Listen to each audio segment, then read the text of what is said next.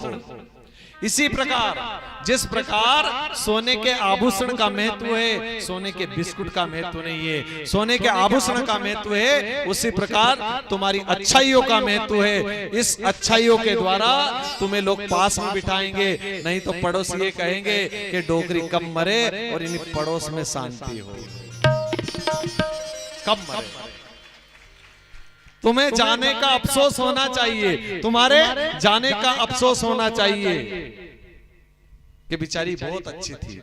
नहीं तो ऐसे मनुष्य मत बनना कि तुम्हारे एक के कारण 10 लोग पड़ोस में परेशान हो। सुबह से राम नाम की जगह तुम शुरू हो जाओ। ये सब बातें हमें सिखाती है कि जीवन में गुरु का बड़ा महत्व है। जिस घर में गुरु नहीं है, जिस मनुष्य के जीवन में गुरु नहीं है, उस मनुष्य का जीवन अधूरा रहता है। उसकी कभी आत्मा की तृप्ति नहीं हो पाती है, उसको कभी परमात्मा का स्थान नहीं मिल सकता है। परमात्मा जिस तरह तुम्हें देखना चाहता है, अपना बनाना चाहता है, वो गुरु बिना गुरु के अपना नहीं बना सकता। क्योंकि गुरु गोविंद दोनों खड़े, काके लागो पाए और बलहारी गुरु आपकी के जो गोविंद दियो बताए। गोविंद तो गुरु ही बताता है। आपको मैं कथा सुनाता हूं, पिछली बार भी सुनाई थी। एक बैराग्यवती थी, बैराग्यवती राजा की लड़की थी। तुम्हारे पास तो 100 बीघा जमीन होगी, राजा के पास तो हजारों बीघा जमीन थी और बहुत पैसे था, धन था, सब कुछ था। कैलाश जी वो कॉपी मेरे तक पहुंचा देना। बहुत धन था बैराग्यवती के पास, बहुत, कोई कमी नहीं थी। हमारे पास तो थोड़ा बहुत इतना धन आ गया कि 2-3 बिल्डिंग बना ली, 2-3 मोटरसाइकिल गाड़ी खरीद ली और 2-3 मोबाइल का ठेबड़ा खरीद लिया। तो आदमी ना तो बाप बेटा के देखे, ना बेटो बाप के देख रहे हो, वे आपस में।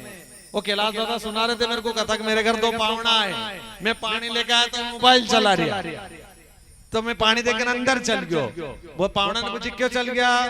बोले कहीं करो तमा गणे, जब तुम्हारा गणे मोबाइल है तुम्हारी कहीं जरूरत, चल गया अंदर, ये पावना भी चल गया।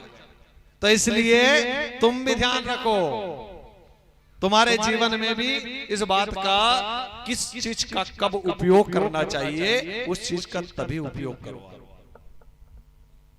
मोबाइल का बात करने के लिए कुछ इमरजेंसी बात हो, इमरजेंसी काम हो, आप यूज कर सकते हो। अपने बेटों को, अपनी बेटियों के हाथों में मोबाइल दो, क्योंकि इससे संस्कार कम होते जा रहे हैं। बैराग्यवती थी, राजा की लड़की, कोई धन की कमी नहीं थी, बहुत धन था बैराग्यवती के पास। इतना धन था, सोना चांदी हीरे मोती सब कुछ। और राजा की अकेली बेटी थी, अकेली, एक ही लड़की थी, लड़का नहीं था, अकेली। उसको भगवान से प्रेम हो गया, उसको परमात्मा से प्रेम हो गया। और परमात्मा से ऐसा प्रेम हुआ कि उसके पिताजी ने बोला एक दिन कि बेटा तेरी शादी के लिए उम्र हो गई, तेरी शादी विवाह हो जाना चाहिए, तेरे शादी विवाह कर देना चाहिए। उसने मना कर दिया, बोले पिताजी मैं देख रही हूं इस संसार की हालत,